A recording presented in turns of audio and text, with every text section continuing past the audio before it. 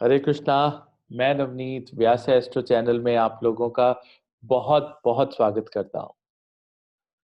देखिए, थोड़ा सा परेशान हो गया था, कुछ चार्ट सुबह से देख रहा था। I had couple of odd consultations today, तो I thought that I will share this with you and I will make this video. Exalted planets destroying somebody's life. This is the topic of the day. कि एक उच्च का ग्रह किस प्रकार किसी का जीवन जो है वो completely can take life to a different level. देखिए, वो ग्रह की गलती नहीं है, वो आपके प्रारब्ध कर्म है जिसकी वजह से वो एक पर्टिकुलर पोजीशन में आके एग्जॉल्टेड हुआ है। But then during the mahadasha of that exalted planet इतनी बुरी हालत जीवन की कि कभी कभी इमेजिन करना और कभी सोच के या बातें सुन के भी रूह कांप जाती है। देखिए, कुछ रूल्स बताना चाहूंगा अपने एक्सपीरियंस से। बहुत से एस्ट्रोलॉजर्स या जो कुंडलियों को रीड कर रहे हैं, बहुत बड़ी बड़ी गलती हो जाती है कभी लाइफ के अंदर। होता क्या है, आप एक एग्जॉल्टेड प्लैनेट को देखते हो केंद्र या त्रिकोण के अंदर। फॉरगेट अबाउट कि वो मतलब किस पर्टिकुलर असेंडेंट के हैं। मान लीजिए एरीज लगन की ही बात करते हैं। You know let's talk about मेष लग्न। कुंडली आई, लगन में शनि महाराज विराजमान हैं, नीच के होके बैठे हैं। मैंने देखा कि लाइफ के अंदर कुछ प्रॉब्लम्स शनि की दशा में आई, मेजर प्रॉब्लम्स आई, बट समहाउ जिंदगी सेल हो गई। निकल गया आप इंसान उसमें से।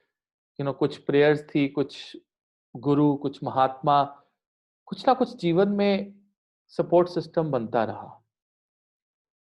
पर जैसे ही मैंने तुला लगन की कुंडली देखी, लिब्रा असेंडेंट, और लगन में शनि को उच्च का देखा, ट्रस्ट मी, वो नीच के शनि से ज्यादा डिफिकल्ट पोजीशन में थी उनकी जिंदगी।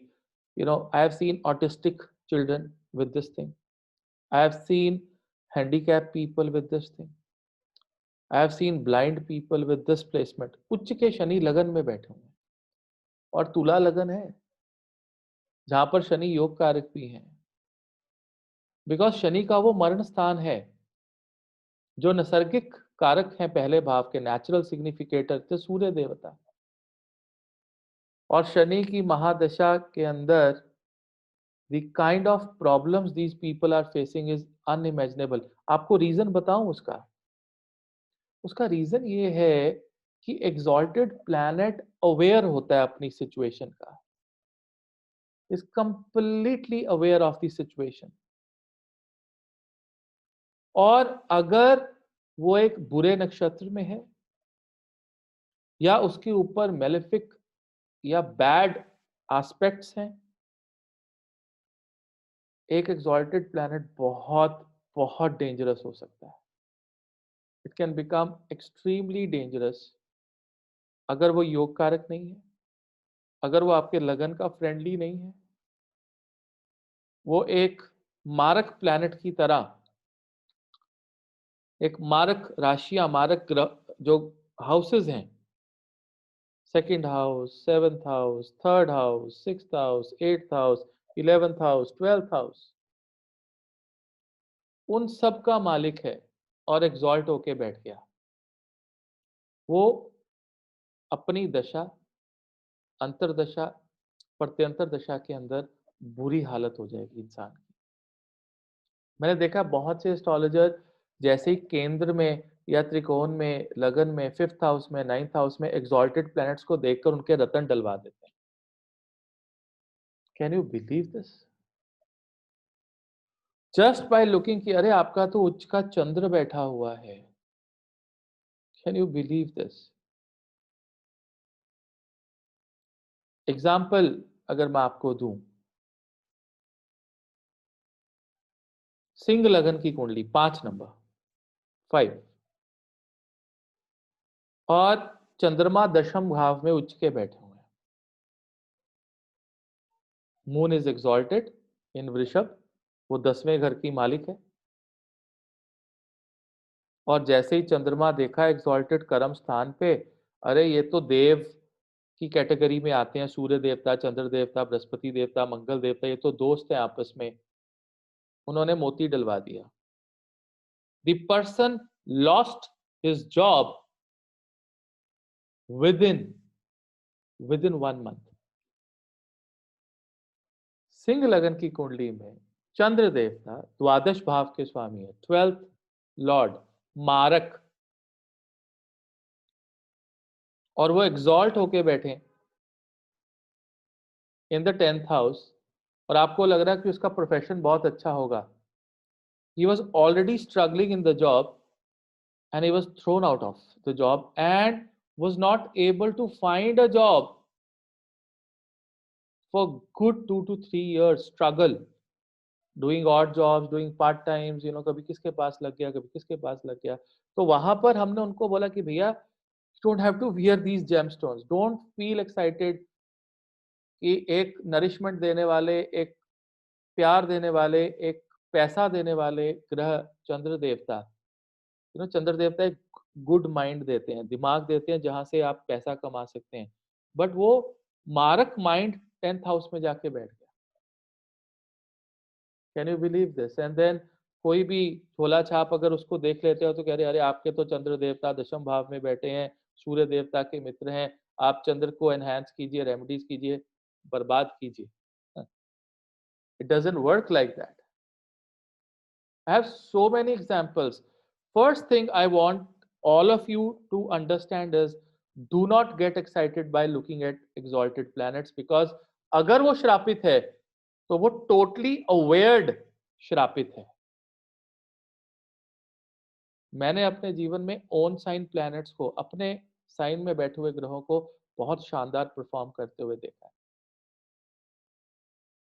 मैंने कल एक वीडियो बनाई थी गुरु की महिमा के ऊपर, कि गुरु का जीवन में होना क्यों जरूरी है। उसमें शनि महाराज के बारे में मैंने इसलिए बात की थी क्योंकि शनि डार्कनेस है और गुरु एक रे ऑफ लाइट है, एक होप है। That is why I picked up Saturn, and today I am going to picked up today I have going to pick exalted planets. These exalted planets can do very well if they are yoga karak and if they are nicely placed in your chart. That's it. But agar they appear to be योग कारक और beneficial, no, ऐसा नहीं होता है। To be very honest, अब आप कर्क लगन की ही कुंडली ले लीजिए। कर्क लगन की कुंडली में क्या होगा? सूर्य देवता अगर एग्जॉल्ट हो गए, कर्क लगन की कुंडली में सूर्य देवता एग्जॉल्ट होकर 10th हाउस में बैठ जाएंगे और लोग कहेंगे अरे ये तो गवर्नमेंट जॉब करेगा, इसका तो सूर्य एग्जॉल्टेड है 10th हाउस के अंदर और सूर्य की दशा आने वाली है, and that person is struggling in his private job like anything. Forget about the government job और एन आईएएस और an IPS, forget about that. Nobody knows कि सूर्य देवता कर्क लगन में द्वितीय भाव के स्वामी है, वो एक मारक घर है, second house, exalted in the 10th house, it will completely destroy the 10th house, because now he's powerfully sitting there in the 10th house and being marak. Be very careful when you look at exalted planets. You have a dasha coming, you have an exalted planet. See, debilitated planet will give you time. जो नीच का ग्रह है वो आपको time दे देगा situation से बाहर निकलने के लिए। Exalted planet will not give you time. Trust me, after looking at hundreds of horoscopes, I'm telling you this, that if exalted planet is marak or an enemy or not good for your chart, sitting in a good house and exalted and dasha starts, keep your finger crossed. You need a guru, you need a teacher, you need an astrologer to help you out of this. You will have problems in your life. So do not get carried away just by looking at look these positions in the Navamsha, the Shamsha. I've made a video on Sudarshan Chakra. Look how they are behaving when all these three lagnas, Surya Lagan, Chandra Lagan, and the Divan are together, you know, in a row. How are these houses reacting? How are these houses behaving? Only then you can give some ray of hope to someone in life. Otherwise, by going by the rule, very very simple rule. Oh, I have 4 exalted planets, and if 4 of them were not good in your chart, and you have these 3 dashas coming in your life, out of 4, 20, 30, 40 years of life are gone. You would need to do so many remedies for it. So when you look at a chart, do not get excited by exalted planets. Exalted Venus has destroyed so much of personal life because the expectation is so high. Once you are shaken, once the expectation is gone, people are not getting married because they don't want to get married. Their expectations are so high from a life partner with exalted Venus, and they get hurt so deep that they are not able to come out of that situation. Exalted Venus, no? Exalted Moon. They have taken a strong decision. I will not marry, I will not marry. I want a doctor, I want a doctor. I would want an engineer, I would want to marry an engineer only. That's it. They're not looking at Dara Karak. Dara Karak says that your husband would be a pilot, or Dara Karak says that your husband, would be an army officer, a fighter pilot, though he'll be an engineer, but then he wants someone who is a software engineer working in a particular company. So that lady wants that, and then she's not able to come out of that situation. Now, exalted Moon. So we are in Kali Yuga. Debilitated Moon is giving you obsession, giving you mood swings. So mood swings mean at least 2 days you'll have good mood, no? You can take benefit of that. But with exalted Moon, you've taken a decision and it's gone. There's no flexibility. Kali Yuga demands flexibility. So very, very carefully try to analyze the chart, and then very, very scientifically, you should give the remedies, especially the gemstones, especially the mantras, especially the Graha Shanti. All these things have to be done or dealt very carefully. So I hope you would have enjoyed this video. And if you want to learn Jyotish, if you want to get consultations, it is there in the description box. You can go onto my website and you can see a lot of things are available there. I'll come up with another video very soon. I was a little disturbed today, looking at exalted planets and then looking at how things have gone bad.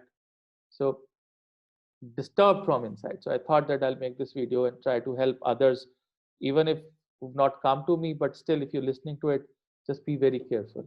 I'll come up with another video. Till then, Hare Krishna. आपको बहुत बहुत धन्यवाद.